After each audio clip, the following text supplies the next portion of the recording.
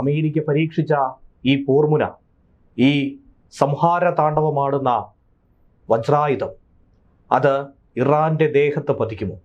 Tehran ചാരമായി പോകുമെന്ന ഭീഷണി നിലനിൽക്കുന്ന ഘട്ടത്തിലാണ് ആശങ്ക ഉണർത്തുന്നത്. മറുഭാഗത്താകട്ടെ ഇസ്രയേൽ അതിശക്തമായി തന്നെ ഇറാനിയൻ ഭരണകൂടത്തെയും സൈനിക സംവിധാനങ്ങളെയും പൂർണ്ണമായും തകർക്കുമെന്ന ലക്ഷ്യത്തോടുകൂടി തന്നെയാണ് സൈനിക നടപടികൾ നടത്തുന്നത്.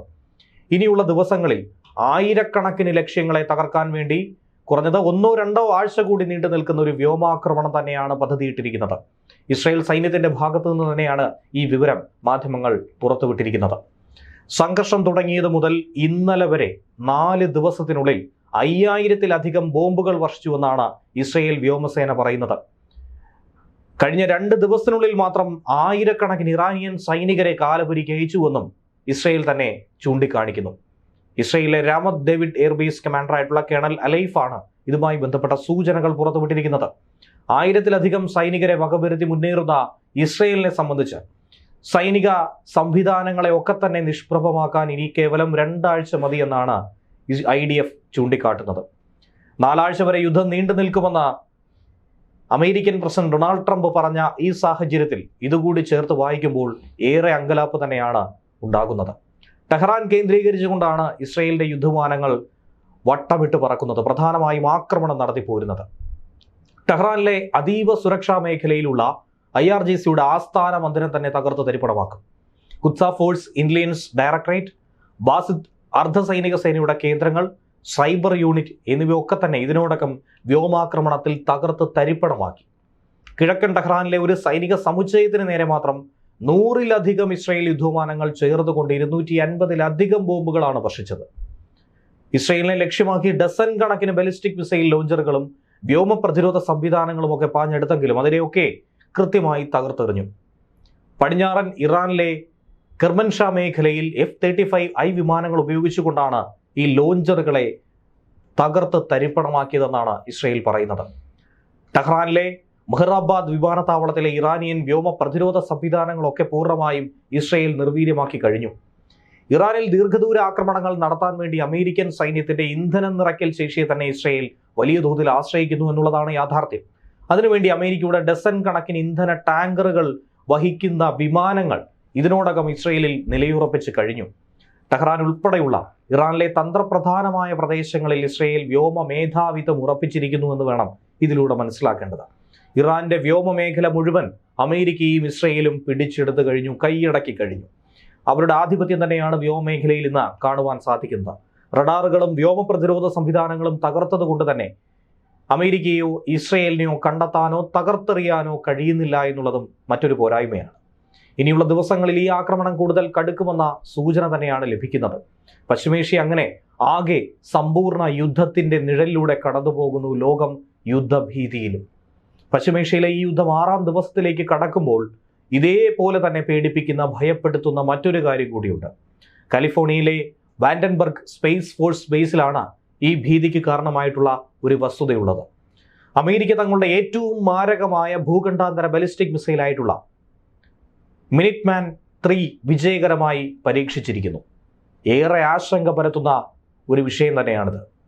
കാലിഫോർണിയയിലെ വാൻഡൻബർഗ് സ്പേസ് ഫോഴ്സ് ബേസിൽ നിന്നാണ് ചൊവ്വാഴ്ച രാത്രി ഈ മിസൈൽ വിക്ഷേപണം നടത്തിയത്. ഡൂംസ്ഡേ മിസൈൽ എന്നാണ് അമേരിക്ക ഇതിനെ പറയുന്നത്.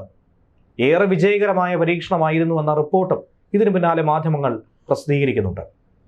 ഡൂംസ്ഡേ എന്ന അർത്ഥം വരുന്നത് ലോകാവസാനം എന്നുള്ളതാണ്. അതായത് ഈ മിസൈൽ പരീക്ഷിച്ചു കഴിഞ്ഞാൽ, ഈ മിസൈൽ ആരെയെങ്കിലും നോട്ടമിട്ട് കഴിഞ്ഞാൽ അവരുടെ അന്ത്യം, ആ രാജ്യത്തിന്റെ നാശം എന്ന് തന്നെയാണ് അർത്ഥം. അങ്ങനെ ഈ ലോകാവസാന മിസൈൽ ഉപയോഗിച്ചുകൊണ്ട് തന്നെയാണ് ഇറാനെ ഇന്ന് അമേരിക്ക ഭയപ്പെടുത്തുന്നത് എന്നുള്ള കാര്യത്തിൽ സംശയമില്ല. ഇത് കേവലം ഒരു പരീക്ഷണം മാത്രമല്ല, ഇറാനൊപ്പം അണിചേരാൻ ആഗ്രഹിക്കുന്ന രാജ്യങ്ങൾക്കുള്ള ഒരു മുന്നറിയിപ്പായി കൂടി അമേരിക്ക വിളിച്ചോതുന്നു. ഇപ്പോഴത്തെ ആഗോള രാഷ്ട്രീയ സാഹചര്യങ്ങൾ കൂടി നോക്കുമ്പോൾ വലിയ പ്രസക്തിയുള്ള ഒരു പരീക്ഷണം കൂടിയാണ്.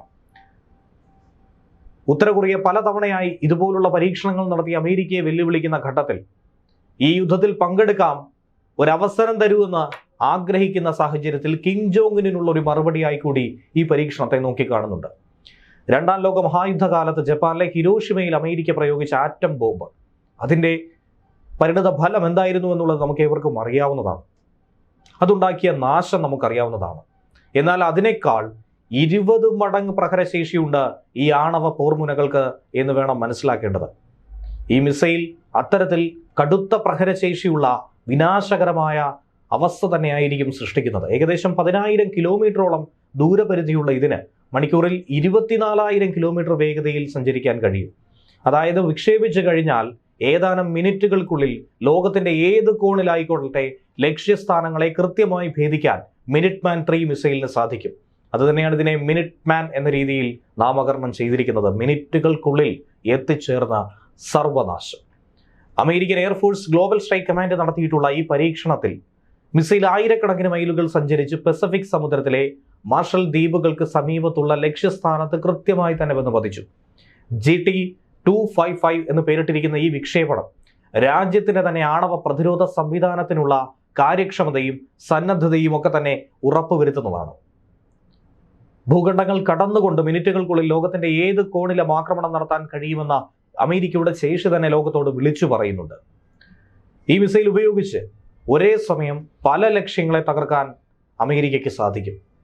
ഇപ്പോൾ പശ്ചിമേഷ്യയിൽ ഉണ്ടാകുന്ന സംഘർഷവുമായി ബന്ധപ്പെട്ടല്ല ഈ പരീക്ഷണമെന്ന് അമേരിക്ക പറയുന്നെങ്കിലും ഇറാനുമായി യുദ്ധം കൊടുമ്പിടി കൊണ്ടിരിക്കുന്ന ഈ സാഹചര്യത്തിൽ ഇത്തരമൊരു പരീക്ഷണം അമേരിക്ക നടത്തിയതിലുള്ള സംശയം ലോകരാജ്യങ്ങൾ ഏറെ പ്രാധാന്യത്തോടു കൂടി തന്നെയാണ് വീക്ഷിക്കുന്നത്.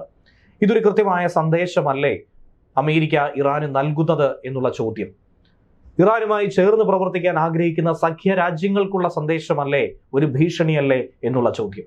അങ്ങനെ പലതരത്തിലുള്ള ചോദ്യങ്ങൾ അവശേഷിക്കുന്നു. അമേരിക്കയുടെ ആണവ സന്നദ്ധതയുടെ നിലവാരം പരിശോധിക്കാനും മിസൈൽ സംവിധാനത്തിന്റെ വിവിധ ഭാഗങ്ങളുടെ പ്രവർത്തനം വിലയിരുത്താനും ഒക്കെ ഈ പരീക്ഷണം സഹായിച്ചുവെന്നാണ് വിക്ഷേപണത്തിന് നേതൃത്വം നൽകിയിട്ടുള്ള ലഫ്റ്റനന്റ് കേണൽ കാരി റൈ പറയുന്നത്.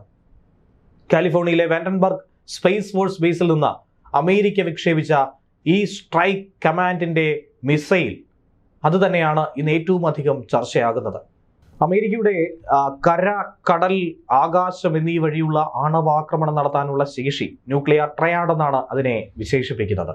ആ സംവിധാനത്തിലെ തന്നെ കരയധിഷ്ഠിത വിഭാഗത്തിലെ മുൻനിര പോരാളിയായി തന്നെ മിനിറ്റ് മാൻ 3യെ വിശേഷിപ്പിക്കുന്നുണ്ട്. 70കളുടെ തുടക്കത്തിൽ തന്നെ സൈന്യത്തിന്റെ ഭാഗമായി ഈ മിസൈൽ മാറിയിട്ടുണ്ട്. എന്നാൽ അതിന്റെ നിരന്തരമായ അപ്ഗ്രഡേഷൻ, സാങ്കേതിക സംവിധാനങ്ങൾ, നവീകരണം കൃത്യമായി നൽകി ഇന്ന് ലോകത്തിലെ ഏറ്റവും കൃത്യതയുള്ളതും വിനാശകാരിയുമായിട്ടുള്ള ആയുധമായി അതിനെ നിലനിർത്തുന്നുണ്ട്.